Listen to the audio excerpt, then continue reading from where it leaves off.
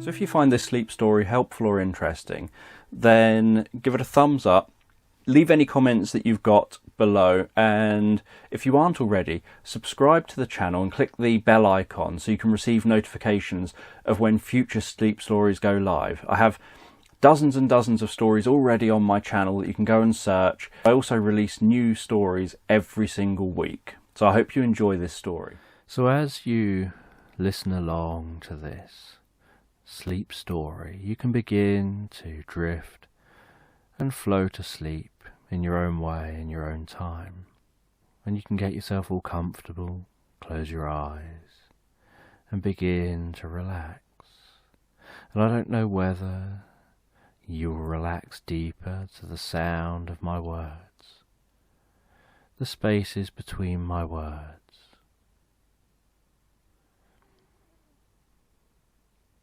or whether you'll relax deeper to each out-breath that you take as you listen along to the story in the background. As you listen along to this story, and a man was working hard in the garden. He worked as a gardener, and he would tend to the garden. He'd make it look beautiful. He'd make sure that all the hedges were neat and tidy and symmetrical. He'd make sure the correct flowers were in the correct places, and he enjoyed his job as a gardener. And he would mow the lawn and have a sense of peace while doing such a repetitive task. And he'd mow the lawn and find that his mind would wander and drift and dream about the future, about pleasant experiences from the past. And at the end of every day, he would take his tools back to the shed, place them all in the shed, and go home from work. And this day he worked on the garden, and as the day drew on, he took a brief break, sitting down in the garden, watching butterfly, going from plant to plant, watching bees, travelling in and out of the flowers, watching squirrels climbing trees, chasing each other around the trunks, listening to the way the wind made the trees rustle. And he would take a break and relax and close his eyes and enjoy being in the moment. He always thought of himself as an outdoor person, a lover of nature, someone who could just enjoy simple things like relaxing in a country garden. And while he relaxed, he started to think about the parts of the garden he'd never really explored. He was tasked with keeping the main part of the garden in order, but there were some parts of the garden which were overgrown, which were out of sight, and he was told that there was no need to work on those areas. And he decided that he would explore. So once he finished all his work in the garden, he walked to the back of the garden, followed a path round, walked through a gate, and started walking deeper and deeper into the overgrown part of the garden. And the path was barely visible, as he pushed his way through that overgrown part of the garden.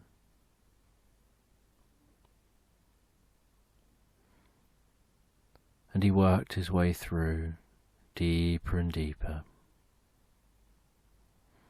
before discovering a flint wall at the back of the garden.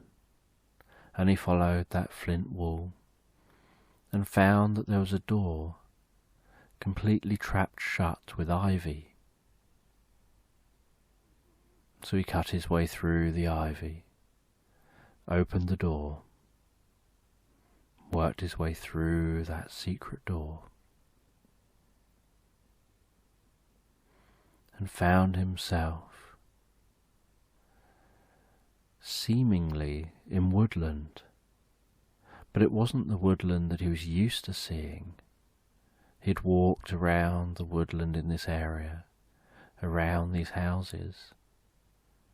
Only this bit of woodland seemed different, and so he walked into the woodland and noticed the way the woodland and the denseness of the woodland was muffling the sounds, keeping everything quite quiet.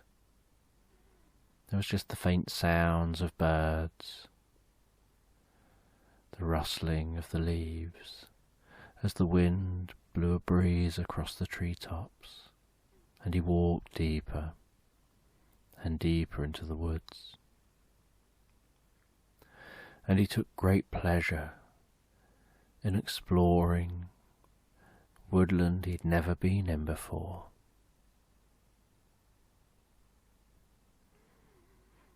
And as he continued through that woodland, he could hear some running water and knew there must be a stream somewhere. And he headed towards the sound of running water. And after some time he found the stream. And the stream was carving through the woodland. So he decided to follow the stream because it would be easier to walk by the stream than cut through the woodland. And he followed that stream, and after many hours of following this stream with curiosity deep in these woods, he sat down by the stream, and through the trees he could see that the sun had set and the moon was in the sky. And the moon was a full moon, lighting up the sky with the light sparkling and silvery on the water. And he rested by the stream.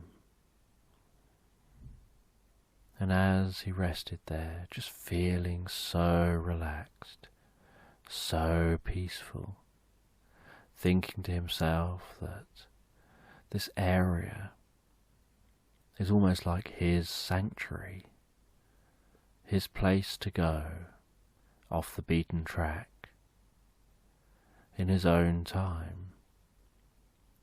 For he lives in a flat on a street with no garden, and he tends to this garden, and he enjoys his job tending to the garden. But at the end of every day he has to go home to a flat on his own, sitting in that flat with no outdoor space, with nowhere to go to fulfill his love of nature.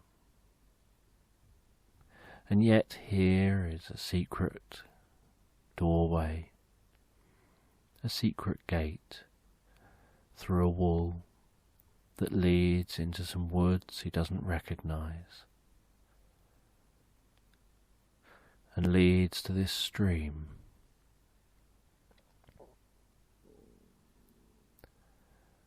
and he enjoys just sitting, listening to that stream. And he decides to just lie down a moment, close his eyes and relax. And as he lies down, closes his eyes and begins to relax, so he finds himself drifting into a dream about walking up a mountain and enjoying that journey, enjoying the hard work of climbing the mountain, of figuring out the correct route to take, knowing which turns to take, which parts to climb, when to stop, to look back, see how far you've come, before carrying on that journey, when to take a break, recharge, re-energize yourself, and then carrying on climbing that mountain. And after a while climbing that mountain, about 3/4 of the way up, way above the land below, they stop, they turn round, they gaze over the land below, looking at how far they've come, admiring the view. And there's a cabin nearby, and they enter the cabin. And at this altitude it's beginning to get cold outside. And in the cabin they light a fire, they sit in a comfortable chair, they have some food to eat, feel the warmth of the fire as the sun sets outside and the whistling wind blows past the windows, and the fire flickers in the fireplace as shadows dance on the walls. And while the fire flickers in the fireplace and the shadows dance on the walls, so they begin to drift and fall asleep. And they can hear, as they're drifting asleep, the fire burning down to its last embers, the crackling sound of the fire, and they pull a fluffy and warm blanket across themselves, and they can feel the air going in their nostrils with each breath and out, going in and out, and they drift so comfortably asleep, wrapped up so warm on that seat. And the next morning they eat before leaving the cabin, continuing their journey up the mountain. And they continue that journey all the way towards the top.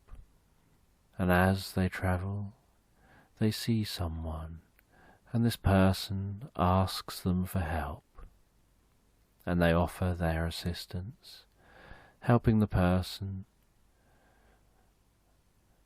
carry some items, helping the person up a little way over a difficult section.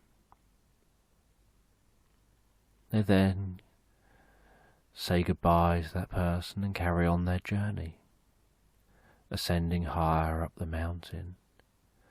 And the higher they go, the snowier it gets, and the colder the air gets, and so they wrap up warmer into their coat, feeling warm yet knowing it's cold the higher they get. And after a long climb they reach the summit, and at the summit is a cave, and they enter that cave, light themselves a fire, knowing they need to rest for the night before descending in the morning. And they sit and rest in that cave, having something to eat, gazing at the flickering light on the cave walls, hearing the sound of the wind blowing in the cave entrance, feeling warm, comfortable, and drifting and floating asleep in the cave. And as they drift and float asleep,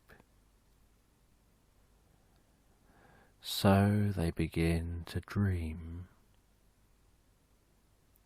They start to dream that they're soaring through the sky like an eagle, flying from the mountain top, surveying the land below, taking in how far they've come, seeing that cabin,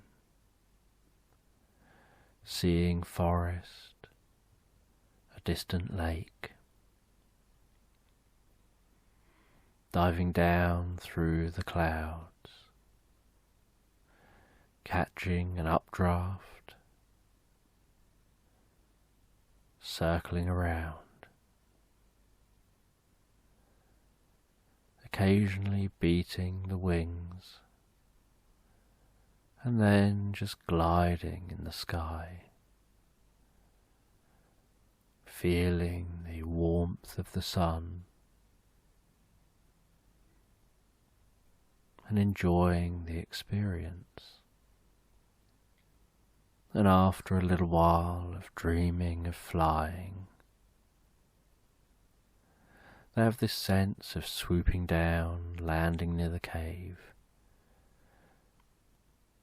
and becoming themselves again, where they awaken to the sun shining in the cave entrance, and they begin their descent. And as they descend, so they see how far they've come. They see that person they helped. They continue their descent. They pass the cabin they stopped off at and continue their descent. And they find their way all the way down the mountain. And as they reach the bottom of the mountain, so they drift out of this sleep and notice the sun's beginning to rise as they rest by the stream. And they feel so refreshed.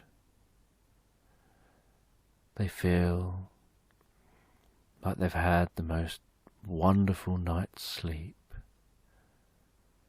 not being stuck in a flat, staring at four walls, but instead feeling like they're a part of something greater than themselves, feeling a sense of wonder and connection to the world around them. They find their way along the stream, cutting back up through the woods, finding their way back to that gate, to that door, and they pass through the door, closing it behind them, and walk back through the thick, overgrown bits of garden and out into the main area of the garden. And they know they've got just a few hours before they start work. So they go and sort themselves out, prepare themselves for work. And as they work, they wonder with curiosity about the garden and about where that woodland is. And so, on their break, they leave the garden, they walk around the side of the building, they walk along the back way of the building, to where the woods should be, and they find that the woods aren't there. That the back wall just seems to be a back wall. That there's no gate going through to any woods. That there's just the normal light woodland around the property. And they find this intensely curious. And so they walk back into the garden. And they walk all the way through to that gate. They pass through that secret gate, that secret door, find themselves in the dense woodland, and they decide to walk along the wall to see where it'll take them. And they walk along the wall, and they keep walking and walking, and they keep walking and walking, and the wall seems to never end.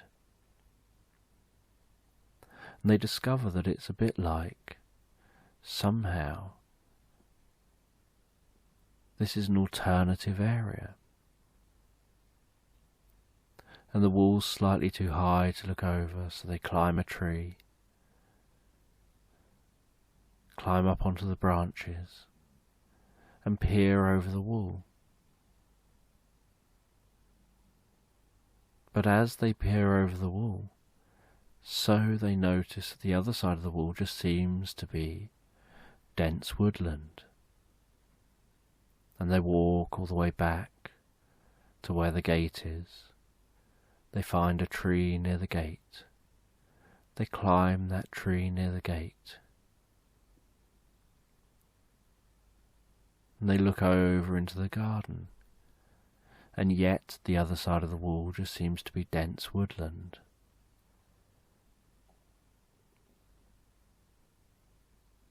And so they go back through that gate.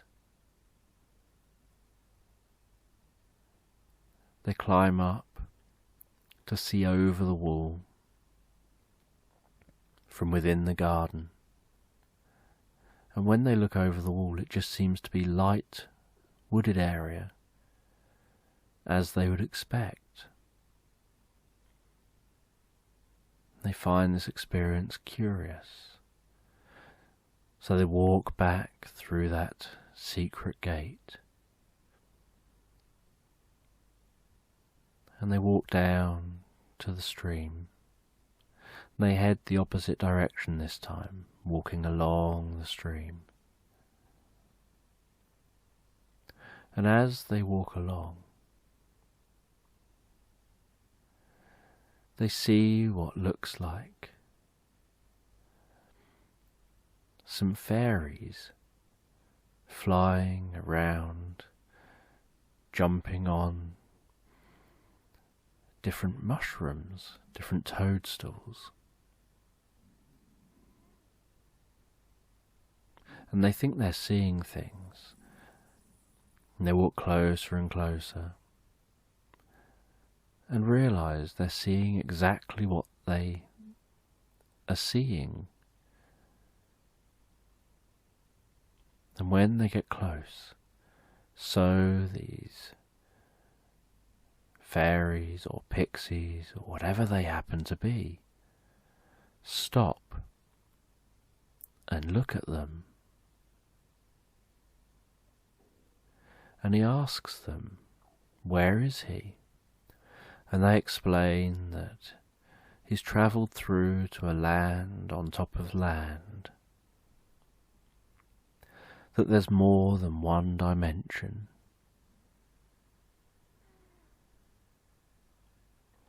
that there are certain portals, certain connections between one land and another,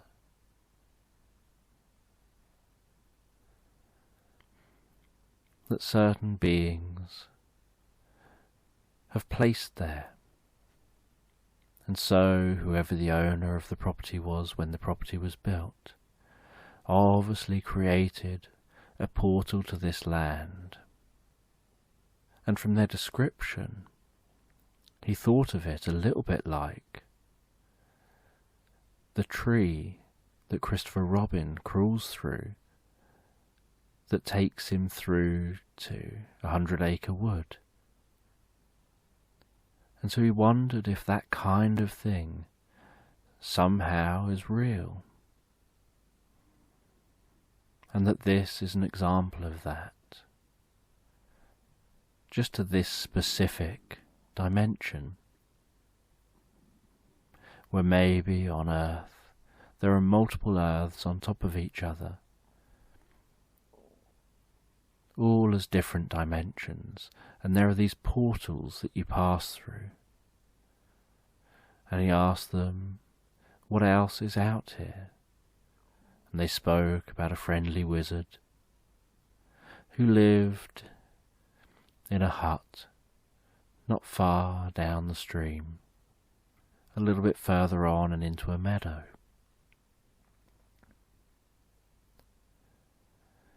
And they sat and spoke, and this person learned a lot about what goes on in this land, and the peace and harmony in this land, where everyone lives in harmony with nature. And he decided to go and investigate, find his way to that wizard. And so he followed the stream all the way down to a meadow. He walked through the most beautiful meadow with a slight rolling hill, where he found the hut, and he could see the wizard just pottering around outside the hut. And he stopped, he spoke to the wizard, and the wizard told him that he's as old as time, he's as old as this land has been here, that he's the one who was involved in creating the portal between the two worlds many years ago, with some people who moved into the property, and that the portal had been there before the wall. It was just turned into a door, and that when that wall disintegrates and passes on, something else will be there to be used as the portal. It could be that a tree grows in its place, and entering the tree is the portal. It could be another wall, another gate, or something entirely different. But people who don't believe in magic, people who don't want to explore these things, don't have a sense of curiosity and wonder, never seem to explore the areas where the portals are. They just feel that whatever's in that area is boring. They don't explore, and so they don't realise what's there. And after their conversation, the wizard told him he can come back any time, explore further, learn more. And the gardener found his way back, went back into the garden, carried on his work back in the garden, deciding not to tell anyone else currently about what he'd discovered, just knowing he had somewhere to go now, somewhere he can enjoy nature peacefully and calmly.